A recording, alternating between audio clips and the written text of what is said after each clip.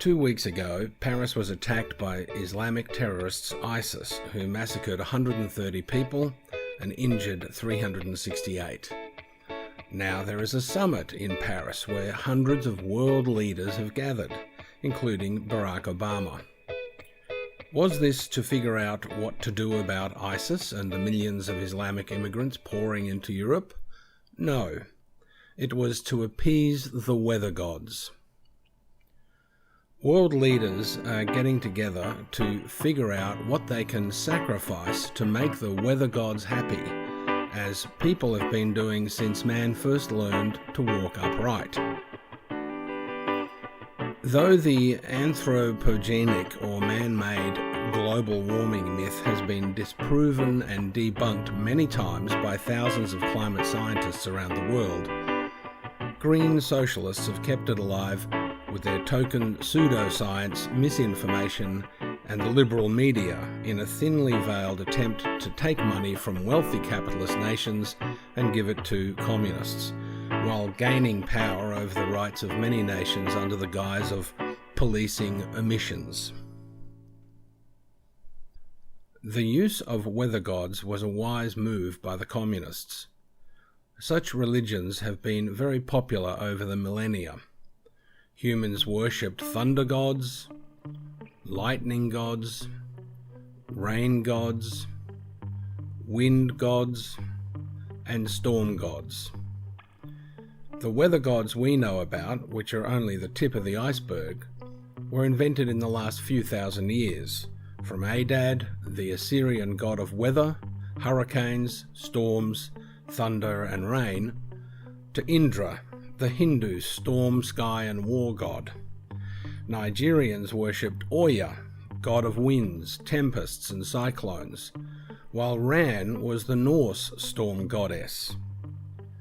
Tawerlemate was the Maori storm god, and the Aztecs worshipped Tlaloc, their storm and earthquake god. King of the gods, Jupiter, was also the Roman storm god. The Greeks had Zeus, storm and sky god, and the king of gods.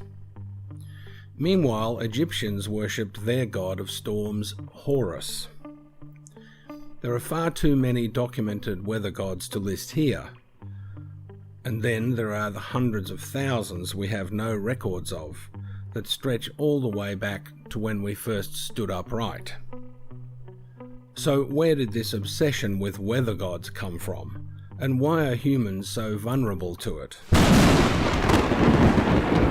To understand, you only need to imagine what it was like for primitive humans huddling in a hut made of branches and leaves while a storm raged around them. In the thunderous, furious deluge, their hearts were filled with fear and dread, and they would beg their witch doctors for answers.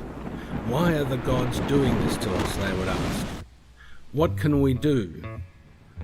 The poor wretches had no education, no science, and would have been traumatized as lightning shook their muddy huts, pounding them with hail, washing them away or zapping them to oblivion.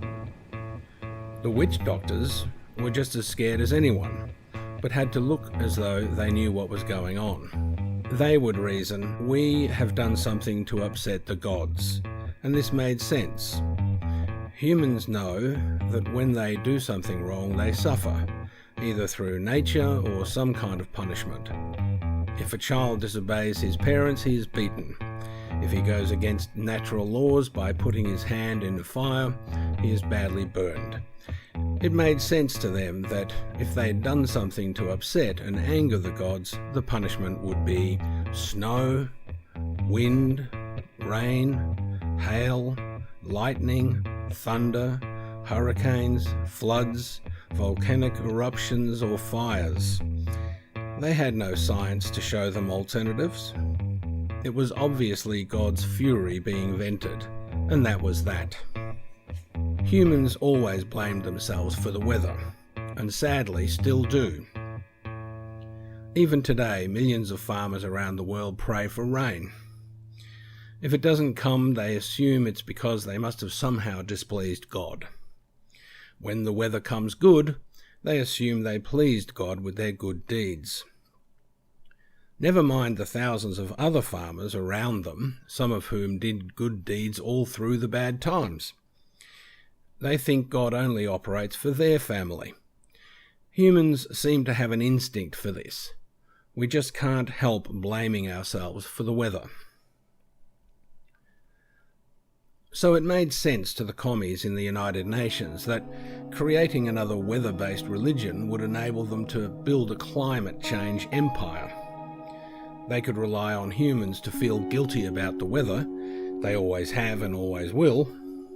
By playing on this human Achilles heel, the commies found a backdoor way into power.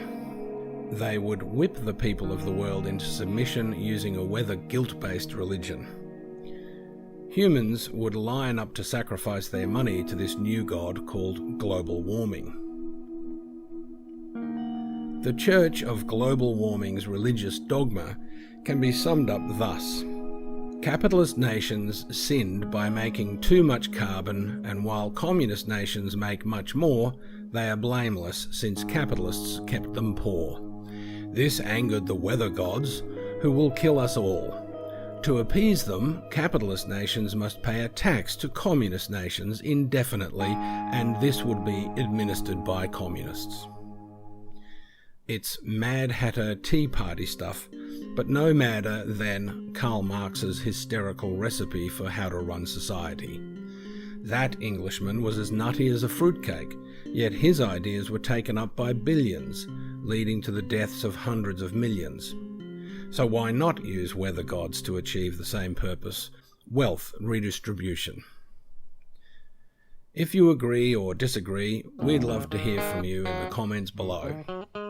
Well, that's my 2 cents worth. Talk to you again soon.